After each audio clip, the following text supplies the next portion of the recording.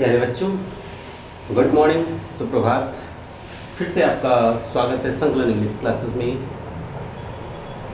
आज आपके सामने रिलेटिव प्रोनाउन का एक टॉपिक, छोटा सा टॉपिक, उसको हम डिस्कस करेंगे। लेकिन इससे पहले प्रोनाउंस के बारे में जानने के लिए आप हमारे पिछले videos pronoun kinds part first, pronoun kinds part second आप देखें, जिससे आपको पूरी तरीके से स्पष्ट हो जाए कि प्रोनाउन क्या है, प्रोनाउन के काइंड्स क्या हैं। और उसी टॉपिक के अंतर्गत आपको एक छोटा सा टॉपिक मिलेगा रिलेटिव प्रोनाउन, जिसको हम स्पष्ट रूप से हम यहाँ पर आपके सामने लेकर आए हैं। उम्मीद करते हैं सभी को पसंद अवश्य आएगा। और यदि आप इस चैनल पर नए हैं तो हमारे संकलन इंग्लिश क्लासेस को सब्सक्राइब करें और हमारे हर वीडियोज़ को लाइक करें, शेयर करें। देखते हैं रिलेटिव प्रोनाउन, जैसा कि नाम से हमें पता चलता है कि रिलेटिव प्रोनाउन वो प्रोनाउन होते हैं जो किसी दूसरे नाउन से अपना रिलेशन प्रकट करते हैं, संबंध स्थापित करते हैं, रिलेटिव प्रोनाउन कहलाते हैं। रिलेटिव प्रोनाउन के अंतर्गत हु, हुज, व्हिच, दैट आदि का प्रयोग होता है और ये हमेशा किसी न किसी नाउन के साथ में आते हैं, अर्थात नाउन के तुरंत बाद आकर उस नाउन से इस संबंध स्थापित करते हैं। ऐसे प्रोनाउन रिलेटिव प्रोनाउन कहे जाते हैं, संबंध सूचक सर्वनाम कहे जाते हैं। और ये प्रायः दो वाक्यों को जोड़ने का काम करते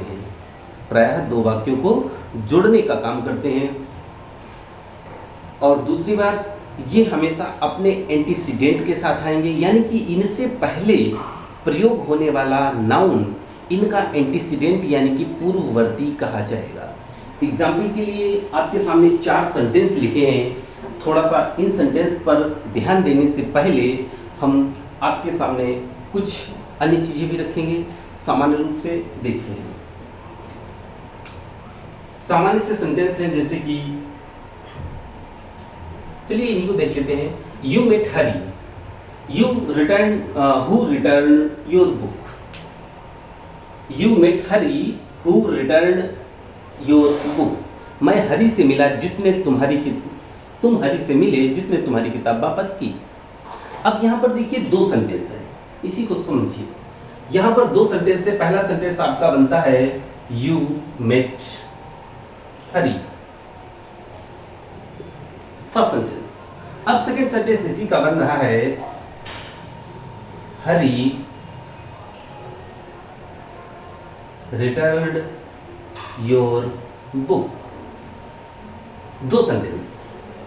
तो रिलेटिव प्रोनाउन क्या कार्य करेगा कि 2 सेंटेंसेस को जोड़कर एक नया वाक्य बनाने का कार्य करता है।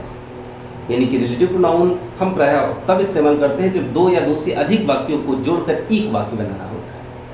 ऐसी स्थिति में 2 प्रकार के वाक्य बनेंगे। ध्यान रखिए, 2 प्रकार के वाक्य, यानी कि जब 2 प्रकार के वाक्य होंगे और जब 2 या 2 से अधिक वाक्य जुड़े होंगे तो जाहिर सी बात है उसमें कुछ क्लासेस बनेंगी। और वो क्लासेस क्या होंगी, उपवाक्य क्या होंगे, उसके अंतर्गत आपको 3 क्लासेस मिलती हैं, जो क्लासेस चैप्टर में आपको मिलेगा।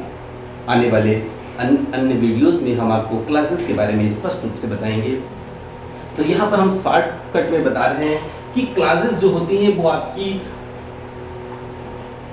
एक सीसी, और सबसे पहले हम देखते हैं पीसी यानी कि प्रिंसिपल क्लास, फिर देखते हैं सीसी यानी कि कोऑर्डिनेट क्लास, फिर होता है एक एससी यानी कि सब ऑर्डिनेट क्लास।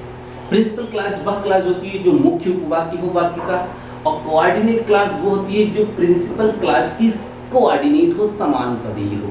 उसके बाद सबऑर्डिनेट क्लास प्रिंसिपल क्लास की सबऑर्डिनेट होती है, आश्रित होती है, यानी कि आश्रित उपवाक्य होती है।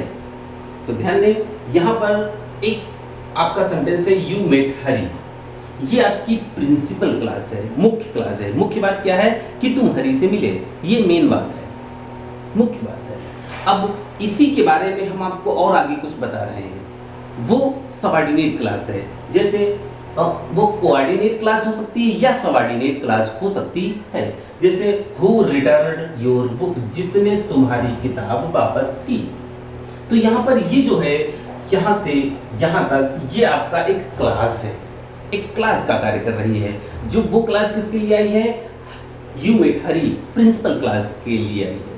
अब यहाँ पर हम देखते हैं जो आपका हु वर्ड आया है ये आपका रिलेटिव प्रोनाउन है। अब यहाँ पर प्रोनाउन मालूम है हमें कि नाउन की जगह पर इस्तेमाल होने वाला शब्द प्रोनाउन कहलाता है। अगर हम इसको हु ना लगाएं तो हम यहाँ पर क्या लगाते? देखिए ध्यान से, हम ही का प्रयोग करते। ही रिटर्नड योर बुक। मैं हरी से मिला, उसने तुम्हारी किताब वापस की। उसने तुम्हारी किताब वापस की ही, तो ये ही किसके लिए आया? किसने वापस की? जाहिर सी बात है हरी ने वापस की। किसने? हरी ने किताब वापस की। जब हरी ने ये किताब वापस की है तो इसी हरी के लिए हमने ही का प्रयोग ना करके हु का प्रयोग किया रिलेटिव प्रोनाउन के रूप में, रिलेटिव प्रोनाउन के रूप में। और ये किसके साथ में लाए हैं? हरी के साथ में लाए हैं। यानी कि जो हरी है इस रिलेटिव प्रोनाउन का एंटीसीडेंट कहा जाएगा, पूर्ववर्ती कहा जाएगा। ध्यान दें। और यहाँ पर एक बात और है कि आपके सामने कॉमा आया है। अब इस कॉमा का भी विशेष महत्व होता है। ध्यान दें। देखिए जब ये क्लास जो क्लास बन रही है रिलेटिव प्रोनाउन से, चाहे वो सबऑर्डिनेट हो चाहे कोऑर्डिनेट हो, इसको ध्यान में रखने के लिए हमें दो प्रकार के यूज देखने होते हैं। अगर रिलेटिव प्रोनाउन का प्रयोग कंटिन्यूटिव यूज में है, निरंतरता के भाव में है, तो उसका क्लास अलग बनेगा, अलग प्रकार की क्लास होगी। अगर इस हु का प्रयोग रिस्ट्रिक्टिव सेंस में है, सीमित सेंस में है, तब उसका प्रयोग अलग रूप में होगा। कहने का मतलब यहाँ पर अगर हम देखते हैं तो देखिए दो तरीके से हम इसको बना सकते हैं। यू मेट हरी, हमने सेंटेंस किया यू मेट हरी हु, एक sentence who return your book. और दूसरे रूप में हम इसको कर सकते हैं एंड ही रिटर्न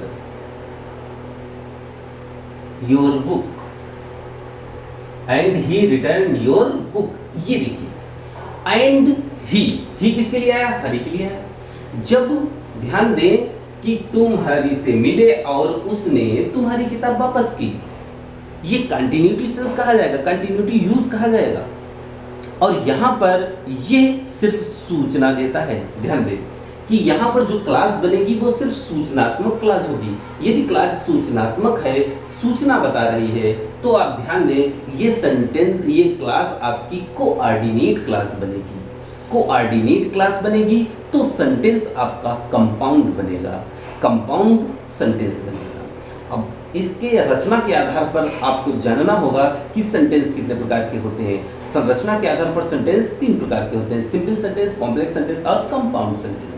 तो यहाँ पर जब ये कंटिन्यूटिव यूज में ये क्लास होगी तो आपका सेंटेंस, तो आपकी क्लास कोऑर्डिनेट क्लास होगी, और कोऑर्डिनेट क्लास होने के कारण ये आपका पूरा सेंटेंस कंपाउंड सेंटेंस कहा जाएगा। उसी तरीके से देखिए आई रिलीज्ड द पैरट, मैंने पैरट को छोड़ दिया, रिलीज कर दिया। विच जो एट वंस तुरंत फ्लू अवे, उड़ गया। मैंने तोते को छोड़ा जो तुरंत उड़ गया। अब यहाँ पर देखिए विच किसके लिए आया है? पैरट के लिए आया है। किसके लिए आया है? पैरट के लिए। ध्यान दें, पैरट के लिए। अब यहाँ पर अगर हम इसको इस रूप में लेकर आए तो क्या होगा? I release the parrot and it at once flew, और यह तुरंत उड़ गया। तो यहाँ पर भी ये जब हम इसको एंड इट का प्रयोग करेंगे तो ये समझ लीजिए आपकी क्लास कोऑर्डिनेट क्लास बनाएगा, सेंटेंस आपका कंपाउंड बनेगा। बहुत ध्यान से समझिए। और यहाँ पर ये क्या है? एक सूचनात्मक है, सूचना दे रहा है आपको। कंटिन्यूटी यूज कहा जाएगा इस क्लास का, इस प्रोनाउन का, रिलेटिव प्रोनाउन का। और ध्यान दें रिलेटिव प्रोनाउन के कंटिन्यूटी यूज में, इस प्रयोग में, कोऑर्डिनेट क्लास बनाने में सिर्फ दो ही प्रोनाउन प्रयोग होंगे, हु और विच। ध्यान दें हु और विच जो है ये दो ही यही दो प्रोनाउन कंटिन्यूटी यूज में होते हैं और ये कंपाउंड सेंटेंस बनाते हैं। इस बात पर से इसके अलावा आपके सामने अन्य भी क्लासेस है, अन्य भी प्रोनाउंस हैं जैसे whom, whose, that। देखते हैं अगले एग्जांपल्स। तो यहाँ पर I know the boy who is killer। अब यहाँ पर देखिए ऐसी स्थिति में तो who आपका रिलेटिव प्रोनाउन है, हु किसके लिए आया है, बॉय के लिए आया। यहाँ पर हु हरि के लिए आया था। तो ध्यान दें हु जो है वो व्यक्तियों के लिए प्रयोग होता है, यानी कि हु, हुम, हुज ये तीनों व्यक्तियों के लिए प्रयोग होते हैं। और इनमें भी, इन तीनों में ध्यान दें जो हु है वो सब्जेक्ट होता है, हुम है ऑब्जेक्ट होता है, हुज है जो पॉसेसिव केस होता है। यानी कि जब सब्जेक्टिव केस में होगा यानी कि नॉमिनेटिव केस में होगा तब हम हु का प्रयोग करेंगे, जब ऑब्जेक्टिव केस में होगा तब हम हुम का प्रयोग करेंगे। ध्यान दें, देखिए आई नो द बॉय, मैं लड़के को जानता हूं, हु इज किलर जो हत्यारा है, किलर है। अब यहाँ पर देखो कॉमा का प्रयोग नहीं किया गया, ध्यान दें क्यों, यहाँ पर ये जो क्लास बन रही है आपकी, ये आपकी सबऑर्डिनेट क्लास बन रही है, आश्रित उपवाक्य बन रही है। और सबऑर्डिनेट क्लास क्यों बन रही है, क्योंकि ये इसका प्रयोग, हु का प्रयोग रेस्ट्रिक्टिव यूज में है। यहाँ पर ये विशेषता बता रहा है, और वो विशेषता किसकी बता रहा है, अपने से पहले आने वाले नाउन की विशेषता बता रहा है, यानी कि एंटीसीडेंट की विशेषता बता रहा है। आई नो द बॉय, मैं लड़के को जानता हूँ। दूसरा sentence, the boy is killer, लड़का हत्यारा है। दो सेंटेंस है, दोनों सेंटेंस को जोड़कर एक वाक्य बनाया तो हमने पाया I know the boy who is killer, मैं लड़के को जानता हूं जो हत्यारा है। तो यहाँ पर ये जो है ये आपका एक एडजेक्टिव क्लास का भी प्रयोग हो रहा है। कहने का मतलब ये आपकी जो क्लास है वो इस नाउन की विशेषता बता रही है, और विशेषता बताने के कारण ये सबऑर्डिनेट क्लास है। यहाँ पर सूचना थी तो कोऑर्डिनेट क्लास थी, यहाँ पर विशेषता है इसलिए सबऑर्डिनेट क्लास है, और सबऑर्डिनेट क्लास के कारण ये पूरा सेंटेंस आपका कॉम्प्लेक्स सेंटेंस बनेगा, कॉम्प्लेक्स सेंटेंस। ध्यान दें फिर, और ध्यान दें यहाँ पर ये हु सब्जेक्टिव केस में है, नॉमिनेटिव केस में है, और नॉमिनेटिव केस में कैसे पहचानेंगे, तो ध्यान दें जब इसको अगर हटा दिया जाए तो यही वाला सब्जेक्ट खुद यहाँ पर आ जाएगा और उसके बाद आएगी वर्ब। ध्यान दें यदि हु, हुम, हुस तीनों में से कुछ भी फिल करना हो और उसके बाद ध्यान रखें कि वर्ब ही आएगी। Who came, who is, who was, who played, like that, यानी कि वर्ब आएगी। अगर वर्ब आती है तब ये सब्जेक्टिव केस में रहेगा, यानी कि हु का प्रयोग होगा। ध्यान दें second sentence, I met the man, मैं एक ऐसे आदमी से मिला, whom जिसे यू अब्यूज्ड, जिसे तुमने गाली दी थी। अब यहाँ पर देखिए ये इसका एंटीसीडेंट है, whom ये किसके लिए आया, मैन के लिए आया, एंटीसीडेंट है, और ये किस केस में है, सब्जेक्टिव है या ऑब्जेक्टिव केस में है। इसको कैसे पता लगाएंगे, क्योंकि इसके तुरंत बाद देखिए यू आया है जो कि खुद सब्जेक्ट है, यानी कि यहाँ पर वर्ब नहीं आई है। अगर यहाँ वर्ब आई होती तब ये सब्जेक्टिव केस में होता। अब यहाँ पर ये सब्जेक्टिव केस में है खुद यू, तो यू सब्जेक्ट हुआ फिर वर्ब हुई, यू अब्यूज्ड, तुमने गाली दी। तो किसको तुमने गाली दी, अगर हम इस सेंटेंस को यहाँ से अलग करें तो क्या होगा, you abused the man, you abused the man, तुमने आदमी को गाली दी। तो ये सेंटेंस बन रहा है इतना, मैं उस आदमी से मिला, तुमने आदमी को गाली दी। तो यहाँ पर अगर हम इसको लेकर आ रहे हैं तो ये कहाँ लेकर आ रहे हैं, ऑब्जेक्ट की जगह पर। किस जगह पर, ऑब्जेक्ट की जगह पर। और चूंकि इसी ऑब्जेक्ट की जगह पर जो वर्ड आया है उसके साथ हमें रिलेटिव प्रोनाउन प्रयोग करना है, तो ये हमें यहाँ पर मिला, यहाँ पर मिला तो हमने इसको whom का प्रयोग किया, हु का नहीं, जिसे। ध्यान दें तो यहाँ पर ये whom आएगा, ऑब्जेक्टिव केस में आएगा, विशेष ध्यान। तो इसी तरीके से हम इन शब्दों को ध्यान में रखते हैं, और ये आपका क्लास जो बन रही है यहाँ से जो क्लास बन रही है ये आपकी सबऑर्डिनेट क्लास बन रही है, और सबऑर्डिनेट क्लास बनने के कारण ये सेंटेंस आपका कॉम्प्लेक्स सेंटेंस बनता है। तो इसी आधार पर और देखते हैं,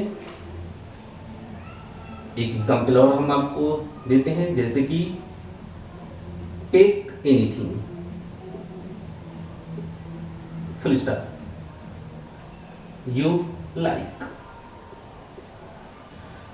कुछ भी लो, यू लाइक तुम पसंद करते हो, कुछ भी लो तुम पसंद करते हो। मतलब इन दोनों सेंटेंस को जोड़ना है। जोड़ने के लिए हम यहां पर हम इस तरीके से ले सकते हैं, take anything that you like, that you like, कुछ भी लो जो तुम पसंद करते हो। यानी कि यहां पर दैट का प्रयोग, और दैट का प्रयोग किसके लिए? इस एनीथिंग के लिए, यानी कि एनीथिंग नाउन है यहां पर, और ये इसका एंटीसीडेंट है, दैट का एंटीसीडेंट। ध्यान रखें, जो दैट है ये प्रायः रिलेटिव प्रोनाउन होता नहीं है, लेकिन फिर भी हम इसको रिलेटिव प्रोनाउन के रूप में इस्तेमाल करते हैं, और इसको हम प्रायः निर्जीव वस्तुओं के साथ ही इस्तेमाल करते हैं। इस बात का विशेष ध्यान रखें, ठीक है। तो take anything that you like, ले सकते हो तुम जो चाहो। और यहाँ पर ध्यान दें, कभी कभी इस तरीके के रिलेटिव प्रोनाउन हम मिस भी कर देते हैं, गायब भी कर देते हैं, लेकिन उसका भाव वहां पर मौजूद रहता है। Take anything you like, take anything you like. चूंकि यहाँ पर हमने दैट का प्रयोग नहीं किया, लेकिन फिर भी दैट है, इस रूप में हम यहाँ भी रिस्ट्रिक्टिव यूज में रखेंगे। आपकी जो क्लास बनेगी सबऑर्डिनेट क्लास बनेगी, सेंटेंस बनेगा कॉम्प्लेक्स बनेगा। ध्यान रखें, बाकी इन तीनों को whom, whom, whose और that, इसको हम इन सभी रूपों में ले सकते हैं, रिस्ट्रिक्टिव यूज में ले सकते हैं, लेकिन आपको जब कंटिन्यूटिव यूज में लेना हो तो हम केवल who और which का प्रयोग करेंगे। ध्यान रखें, which का प्रयोग दोनों बेजान वस्तुओं के लिए भी हो सकता है और जानवरों के लिए भी हो सकता है। जब ये भी जानवर वगैरह आए तो हम इसके बाद which का प्रयोग करेंगे, दैट का भी प्रयोग कर सकते हैं, लेकिन अगर निर्जीव वस्तु है तो हम केवल दैट का ही प्रयोग करेंगे। और एक बात हम इसके बारे में बताना चाहेंगे कि हम कैसे जानेंगे कि ये प्रोनाउन के रूप में इस्तेमाल है। इस रूप में यही शब्द आपको दो प्रकार के प्रोनाउंस में मिलेंगे, एक मिलेंगे इंट्रोगेटिव प्रोनाउन, एक मिलेंगे इंट्रोगेटिव प्रोनाउन, और दूसरे मिलेंगे आपको रिलेटिव प्रोनाउन। तो रिलेटिव प्रोनाउन का जिक्र यहाँ पर चल रहा है, और इंट्रोगेटिव प्रोनाउन, अब ध्यान दें, जब इनका अर्थ निकालना हो, जब इनका अर्थ निकालना अगर इंट्रोगेटिव प्रोनाउन में है तो ये का से शुरू होंगे। किससे शुरू होंगे? का से। कब, कहाँ, किसने, किसको, कैसे, जैसे आदि। ध्यान दें। और जब ये रिलेटिव प्रोनाउन में हो तो ये जा से शुरू होंगे, जो, जिसने, जिसको, जहां, जिसे आदि। ध्यान दें, इस बात को भी ध्यान रखें। इंट्रोगेटिव प्रोनाउन होगा तो का से अर्थ निकलेगा, और रिलेटिव प्रोनाउन होगा तो इसका अर्थ जा से निकलेगा। और इंट्रोगेटिव प्रोनाउन होगा तो इनसे पहले इनका एंटीसीडेंट नहीं आएगा, जैसे यहाँ पर हरी, पैरेट, बॉय, मैन आदि। इसको भी हम ध्यान में रखेंगे तो हमें पता चलेगा कि ये रिलेटिव प्रोनाउन है या ये इंट्रोगेटिव प्रोनाउन है। तो इस तरीके से हमारे सामने ये जो वर्ड्स सेंटेंसेस हैं, इनको हम बखूबी ध्यान से सुने, समझें। यदि हम ऐसा कर लेते हैं तो बहुत ही अच्छे से हम ये चीज़ समझ सकते हैं। तो कभी कभी आपके सामने कुछ और भी सेंटेंसेस एग्जाम्पल्स मिलेंगे तो हम उन सभी पर ध्यान देंगे तो हमें ये चीज़ें स्पष्ट नजर आएंगी, और हम इन सभी सेंटेंसेस को देखकर 3-4 बातें ध्यान में बनाए रखेंगे कि जो रिलेटिव प्रोनाउन होते हैं वो कम से कम 2 वाक्यों को जोड़ने का कार्य करते हैं, 2 वाक्यों को जोड़ने का कार्य करते हैं। और दूसरी बात, जब रिलेटिव प्रोनाउन होगा तो उससे पहले इसका एंटीसीडेंट अवश्य आया होगा, और एंटीसीडेंट में प्रायः नाउन होगा, प्रायः नाउन होगा। ध्यान रखें। तो इस तरीके से हम उम्मीद करते हैं आपको रिलेटिव प्रोनाउन अच्छे से समझ में आए होंगे, और अगर समझ में आया है तो हमारे वीडियो को लाइक अवश्य करें, अन्य मित्रों को शेयर करें। धन्यवाद।